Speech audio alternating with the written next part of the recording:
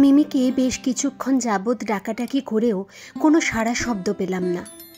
অনেকটা কৌতূহল নিয়ে মিমির বিছানার কাছে গিয়ে ওর কপালে খানিকটা স্পর্শ করে ডাক দিতে যাব, ঠিক তার পরক্ষণেই আমার হৃৎপিণ্ডে একটা ধুক করে প্রকম্পন হলো।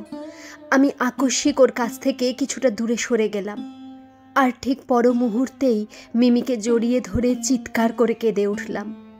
পাশের রুম থেকে আমার মা চিৎকার শুনে দৌড়ে এসে ঘটনার আকস্মিকতায় তিনিও হতভম্ব হয়ে স্থির চিত্তে দাঁড়িয়ে রইলেন। মিমিকে আমি বিয়ে করেছিলাম বাবা মায়ের পছন্দেই। জীবনে কখনো প্রেম করিনি, আর এসবে আমার আগ্রহও ছিল না একদম।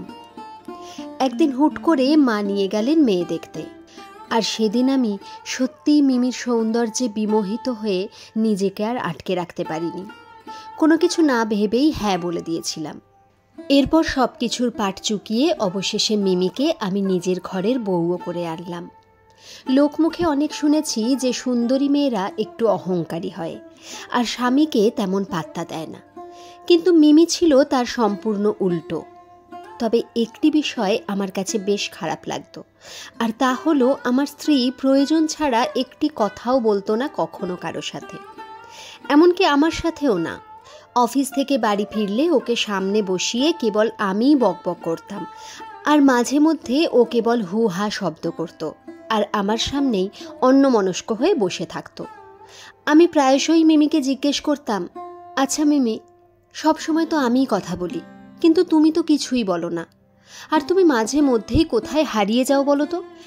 আমার কথা শুনে ও খানিকটা মায়া মাখা হাসি নিয়ে বলে, দুইজনই যদি বক্তা হই তাহলে শ্রোতা হবে কে, তুমিই বলো।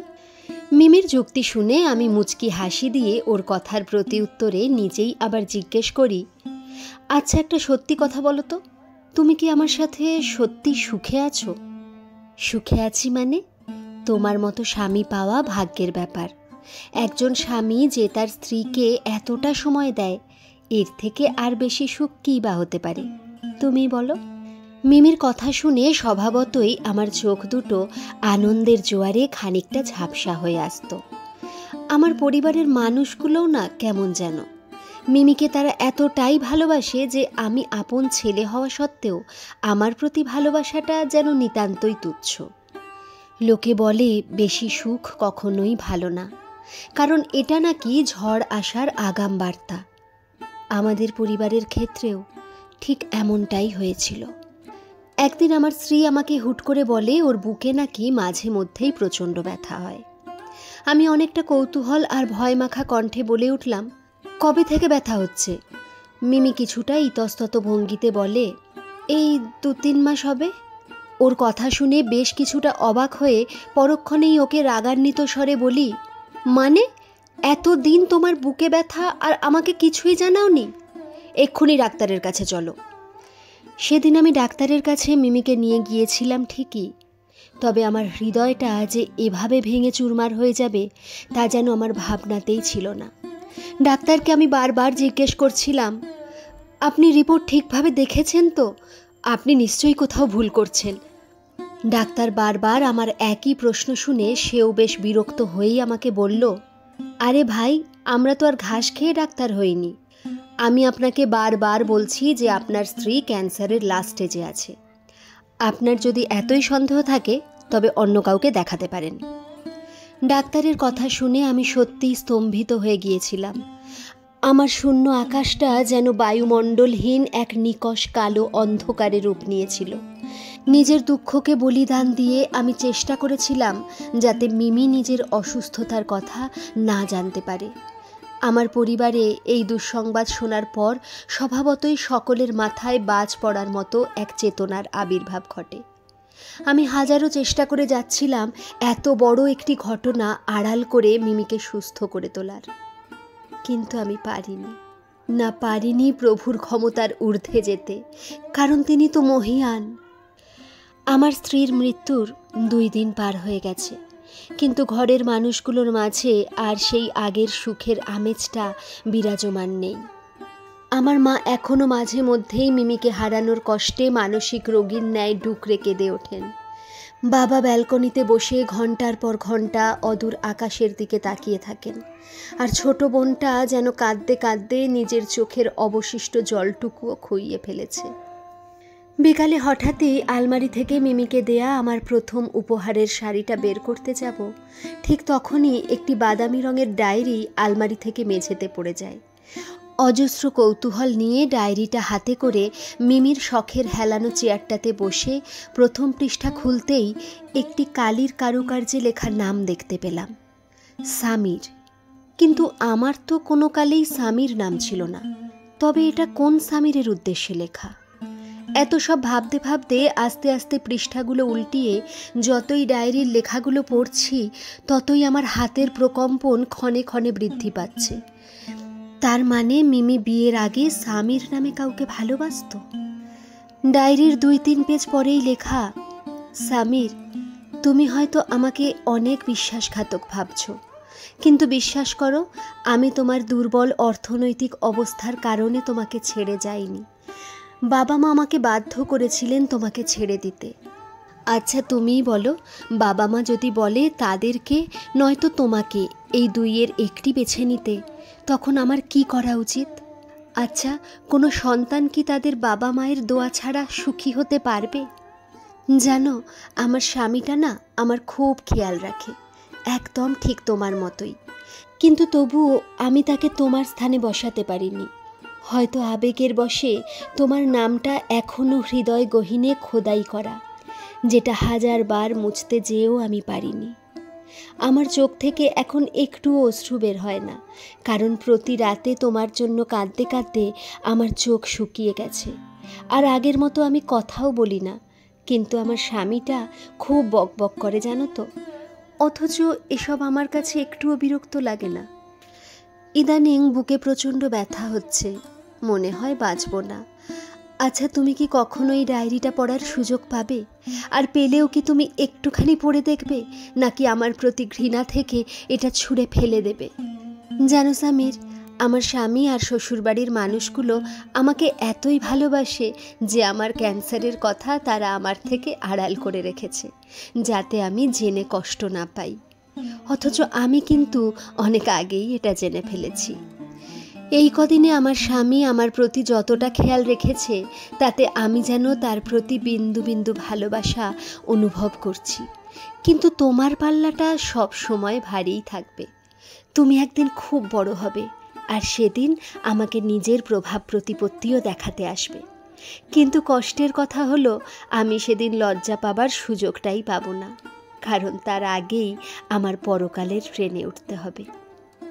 ডায়েরির এতটুকু পড়ার পর আমি আর স্থির থাকতে পারলাম না। কোনো এক অজানা কারণে আমি ডায়েরিটা জড়িয়ে ধরে টুকরে কেঁদে উঠলাম। মিমি মারা যাওয়ার 5 বছর হয়ে গেছে। পরিবারের সবাই এখন শোক কাটিয়ে উঠে আমাকে দ্বিতীয় বিয়ে করার কথাও বলেছে। কিন্তু আমি বাবা মাকে বলে দিয়েছি এসব বিষয়ে যেন তারা কখনোই আমাকে জেরা না করে, তাই তারাও আর এসবে জেরা করেনি। আজ হঠাৎই অফিস থেকে বাসায় ফিরব, ঠিক তখনই দেখতে পেলাম একজন শুটকোট পরা যুবক নিজের দামি গাড়ি থেকে নেমে আমার দিকে এগিয়ে আসলেন এবং সাথে সাথে হাতটা আমার দিকে এগিয়ে দিলেন। আমিও কোনো কিছু না ভেবেই হাতটা বাড়িয়ে তার সাথে হ্যান্ডশেক করলাম। লোকটির এমন হুটহাট করে হ্যান্ডশেক করতে দেখে আমি বেশ কিছু সময়ের জন্য তাকে পরখ করে নিলাম। তিনি হাসি মুখে এবং দাম্ভিক সুরে বললেন, কি ভাই, অবাক লাগছে তাই তো? লাগারই কথা। আপনি আমাকে না চিনলেও আপনার স্ত্রী খুব ভালো করেই চিনে আমাকে। জানেন তো, মেয়ে হলো এমন এক জাতি যারা টাকার কাছে নিজের দেহকে অকাতরে বিলিয়ে দিতেও দ্বিধাবোধ করে না। এক সময় আমার টাকা ছিল না বলে আপনার স্ত্রী আমাকে হেয় করে এবং আমার হৃদয় চূর্ণ বিচূর্ণ করে চলে গিয়েছিল। আমি চাইলেই তখন নিজেকে শেষ করে দিতে পারতাম, কিন্তু তা করিনি, কারণ ওকে দেখাতে হবে তো যে আমিও পারি টাকা ইনকাম করতে আর গাড়ি বাড়ি করতে। আজ আমার সব কিছু আছে জানেন, কিন্তু একটি জিনিস আমার আশেপাশে দেখলেই আমার মাথায় আগুন ধরে যায়, আর তা হলো নারী। তার কথার মাঝেই আমি তাকে বললাম, আপনার নামটা সামির তাই তো? আমার কথা শুনে সে খানিকটা অবাক নয়নে আমার দিকে তাকিয়ে বলল, আপনি জানলেন কিভাবে? জেনেছি কোনো একভাবে। তবে আপনার জন্য আমার স্ত্রী একটি উপহার আমানত রেখেছিল আর বলেছিল আপনার সাথে যদি কোনোদিন দেখা হয় তবে সেটা আপনাকে দিয়ে দিতে।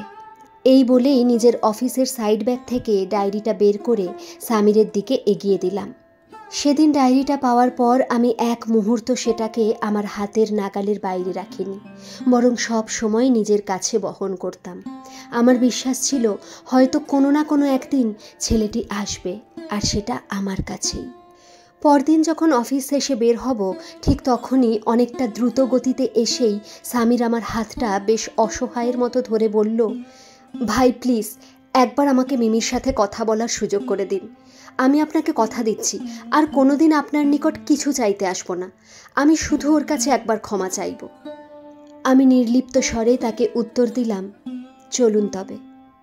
আমার কথা শুনে সামির অনেকটা উৎফুল্ল মুখাবয়বে আমার সাথে এগিয়ে চলল। কবরস্থানের সামনে নিয়ে আসতেই ছেলেটি অবাক চিত্তে আমার দিকে তাকিয়ে জিজ্ঞেস করে, এ কি ভাই, এখানে নিয়ে আসলেন কেন? এটা তো কবরস্থান। আমি মিমির শায়িত স্থানের দিকে আঙুল তাক করে বললাম, এখানেই তো মিমি শুয়ে আছে। ও আসলেই স্বার্থপর জানেন তো। ও শুধু আপনার সাথেই বিশ্বাসঘাতকতা করেনি, বরং আমাকেও নিজের মায়ের বাঁধনে আটকে রেখে ওখানে একা একা শুয়ে আছে। ওর কি লজ্জা হওয়া উচিত না বলুন তো? আমার কথা শুনে সামির এক নয়নে মিমির কবরের দিকে তাকিয়ে টুপ টুপ করে নিজের চোখের অশ্রু বিসর্জন দিচ্ছে। আর পরক্ষণেই নিজেকে কন্ট্রোল করতে না পেরে ধূপ করে মাটিতে বসে পড়ল সামির। আমি আর সেখানে এক মুহূর্ত না দাঁড়িয়ে উল্টো পথে হাঁটা ধরলাম। আমার চোখে আজ কোনো অশ্রু নেই, কারণ সবটুকু শুকিয়ে গেছে বহু আগেই।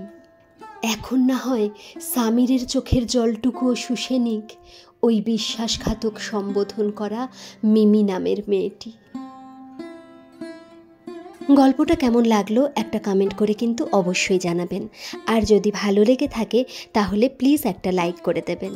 আর এই চ্যানেলে যারা নতুন তারা চ্যানেলটিকে সাবস্ক্রাইব করে আমাদের পাশে থাকবেন প্লিজ। ধন্যবাদ।